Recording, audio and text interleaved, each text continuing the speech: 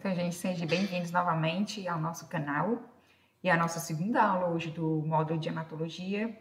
Eu decidi dividir em duas partes em relação ao que são os leucócitos, quem são eles. Nós vamos discutir um pouquinho sobre as características morfológicas. Vocês vão ver que os leucócitos são células bem diferentes umas das outras, tá certo? E depois, para que servem, esses leucócitos, quais são as funções deles, tá certo? Então, sejam bem-vindos mais uma vez ao nosso canal, na nossa segunda aula do módulo de hematologia. Sejam bem-vindos.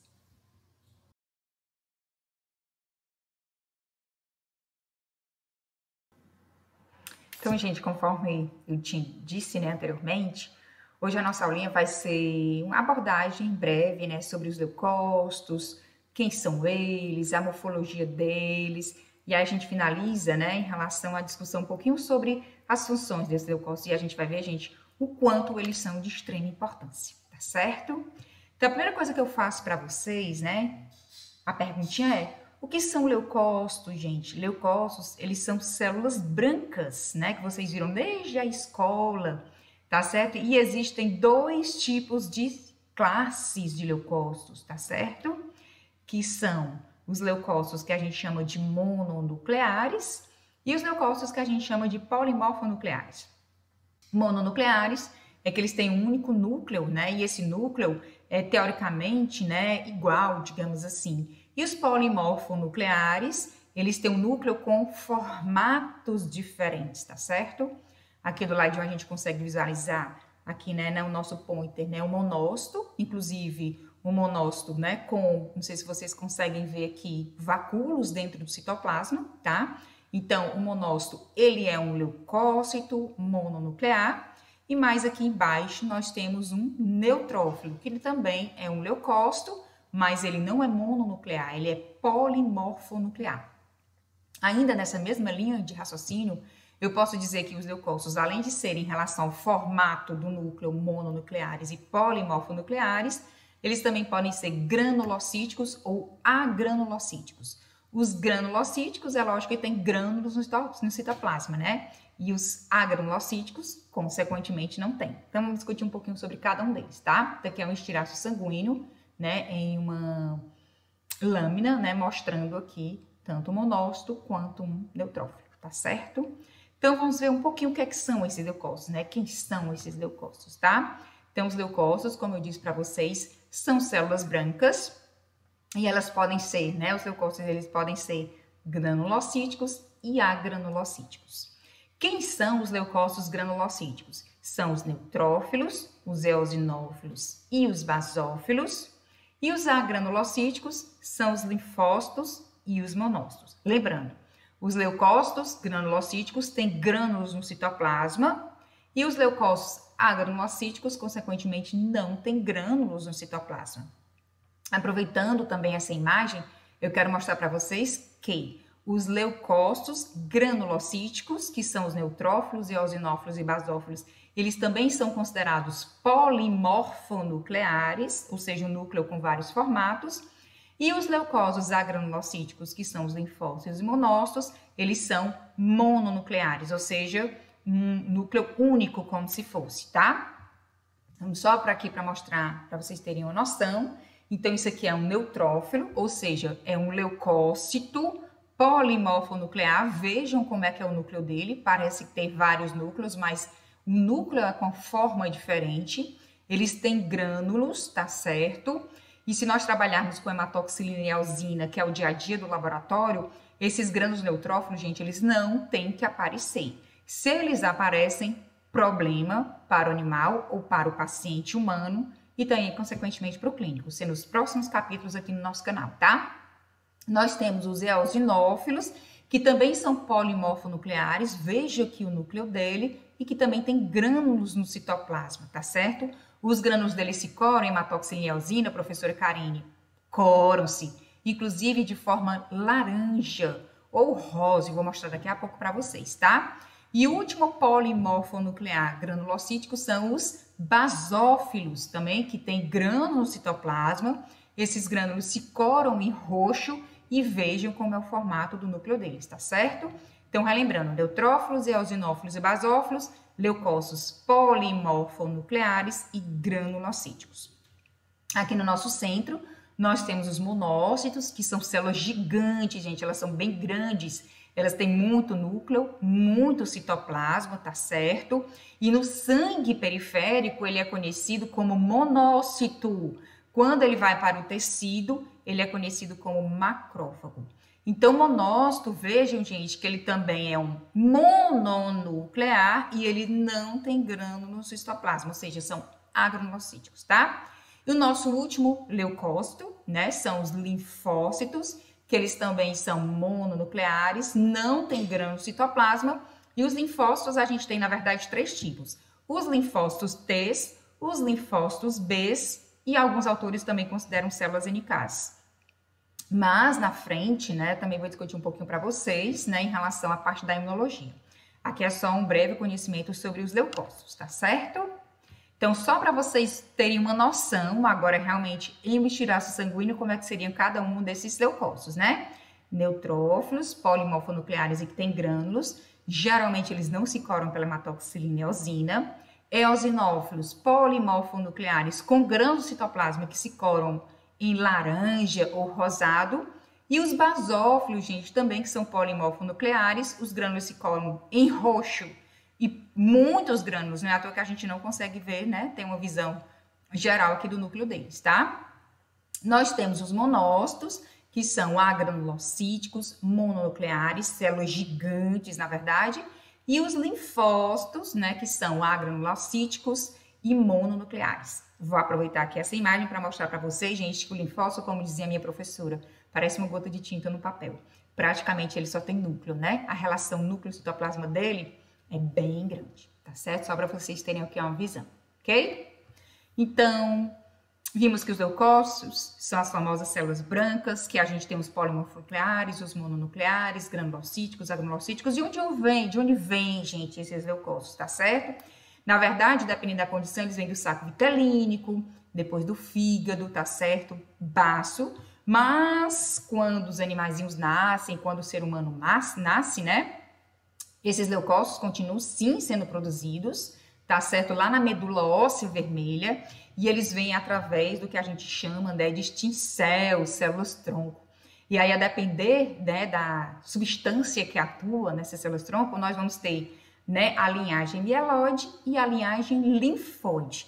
A linhagem mieloide, né, também vai ser estimulada por diversos fatores de crescimento, que vai originar os mieloblastos e, consequentemente, a partir desses mieloblastos, eles vão originar os eosinófilos, vejam aqui que são grânulos laranjas, né?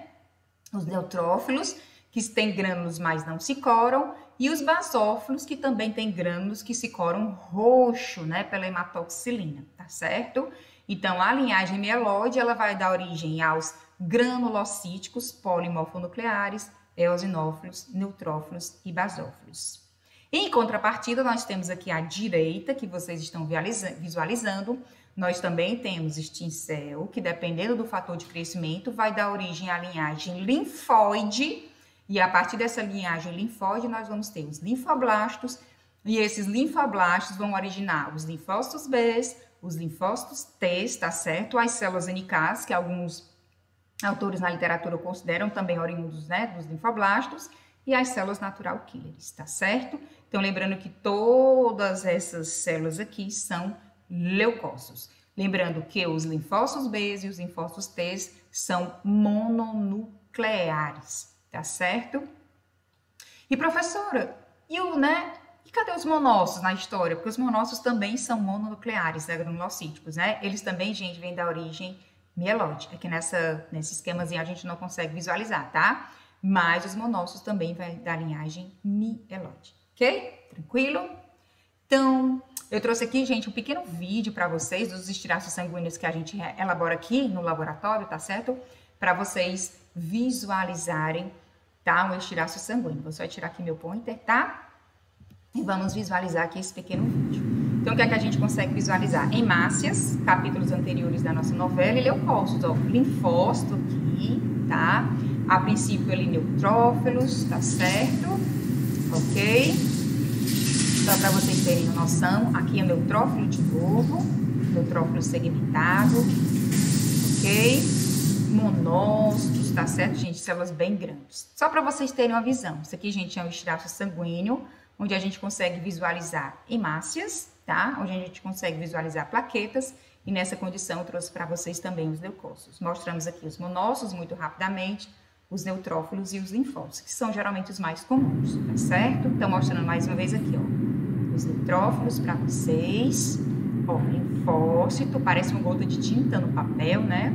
Uma plaqueta, aproveitando aqui o vídeo. Ok? Bem, isso aqui é artefato, isso aqui é de novo o neutrófilo que vocês estão visualizando. E a gente vai caminhando pela lâmina, tá certo, gente? Ó, monócitos, células bem grandes. Aí acho que deu para vocês visualizarem melhor, né? Ok? Então, vimos o que são os leucócitos, vimos, né, a divisão deles, que a gente tem os leucócitos polimorfonucleares e granulocíticos, que são os neutrófilos, os eosinófilos e os basófilos. Vimos que tem a linhagem também dos mononucleares e agranulocíticos, que são os linfócitos monócitos. Vimos mais ou menos a morfologia de cada um deles, e aí eu faço a seguinte pergunta. Professora, para que servem os leucócitos? Quais as funções deles? E lá no hemograma, gente, independente do paciente, se nós visualizarmos uma leucocitose, ou seja, os leucócitos acima da referência máxima, ou a leucopenia abaixo da referência mínima, problemas. Por quê? Porque os leucócitos exercem funções de extrema importância dentro do sistema imunológico do paciente, tá certo? Então, vamos lá. Neutrófilo é um polimorfonuclear, granulocítico, mas lembrando que os grânulos dele não se coram pela hematoximiosina. E eu sou fã dos neutrófilos, gente. Por quê? Porque os neutrófilos são as células mais destemidas, porque primeira linha de defesa. Então, quando o organismo é invadido por um determinado antígeno, quem vem em primeiro lugar? Neutrófilos, tá certo? E os neutrófilos, eles estão intimamente relacionados com o processo inflamatório agudo e reações de hipersensibilidade também, ok? Nosso segundo polimorfonuclear, tá certo, gente? Granulocítico, que são os eosinófilos, também são de extrema importância. Eles estão envolvidos em quadros, né, gente? Vou só dar o pointer aqui para vocês. Em quadros de alergia, em quadros de processo inflamatório, inflamação aguda, mais especificamente. Em quadros de parasitismo e em quadros também, gente, de reação de hipersensibilidade do tipo 1, ok? Então, os eosinófilos também têm sim a importância deles, tá certo? Nosso último polimorfonuclear e granulocítico são os basófilos. Geralmente, gente, os basófilos a gente não consegue visualizar no sangue periférico de pacientes, tá certo? Eles existem em percentual muito pequeno. Então, em condições em que a gente consegue visualizar basófilos no sangue periférico, tá certo? Dos pacientes, em quadros de alergia e quadros também de inflamação aguda, tá certo? Então, neutrófilos, eosinófilos e basófilos são de extrema importância, tá? Vamos agora para os nossos mononucleares, mais especificamente os monócitos. Relembrando, gente, monócitos são células gigantes, onde eu vou ter muito citoplasma, onde eu vou ter muito núcleo e eles não têm grânulos. Os monócitos, gente, também são células apresentadoras de antígenos, né, que a gente chama de APCs, de extrema importância para a resposta imunológica, tá? Os monócitos estão envolvidos em processo inflamatório crônico, tá? E nós temos dentro do tecido, ou seja, no interior do tecido, nós não temos monócitos. Nós temos monócitos sangue periférico, né? No tecido nós temos os macrófagos, inclusive o M1 e o M2, né? O M1 intimamente relacionado, gente, com o processo inflamatório crônico, tá certo? Monócitos também extremamente importantes na resposta imune, tá certo? Que aí a gente vai discutir um pouquinho depois. Resposta imunomoral, resposta imunicelular. E pra gente finalizar, os linfócitos também, que são mononucleares, agranulocíticos, tá certo? Que nós temos linfócitos T, nós temos linfócitos B, inclusive B1 e B2, tá certo? Linfócitos T, TH1, TH2, tá certo? TH17, tá certo? E o TH0, tá? E eles são, gente, também células apresentadoras de antígenos, no caso os linfócitos B, tá? Eles estão associados com processo inflamatório crônico e resposta imune. Se for linfócito B, resposta imune moral, onde tem a participação de anticorpos, tá? Se for resposta imune celular, linfócitos TH1, tá? Professor, e você falou também do TH2, o TH2 também está relacionado com a resposta imune, mas o TH2 está intimamente relacionado também com a resposta imunomoral, tá certo? E, consequentemente, linfócitos B, tá? Então, isso era o que hoje eu tinha para mostrar para vocês, que os leucócitos, revisando, né, são as famosas células brancas. Nós temos duas classes, os mononucleares, nós temos os polimorfonucleares, nós temos granulocíticos, agranulocíticos. Cada um deles, gente, exercem, né, importantes funções dentro do organismo do paciente, seja humano, seja animal, tá certo? Então, agradeço mais uma vez pela atenção de vocês, né? Se inscrevam no canal, divulguem o canal, tá certo? São aulas bastante objetivas, tá bom? E aí, eu espero vocês na nossa próxima aula. E mais uma vez, gente, sejam bem-vindos ao canal Professora Karine Leite, tá certo?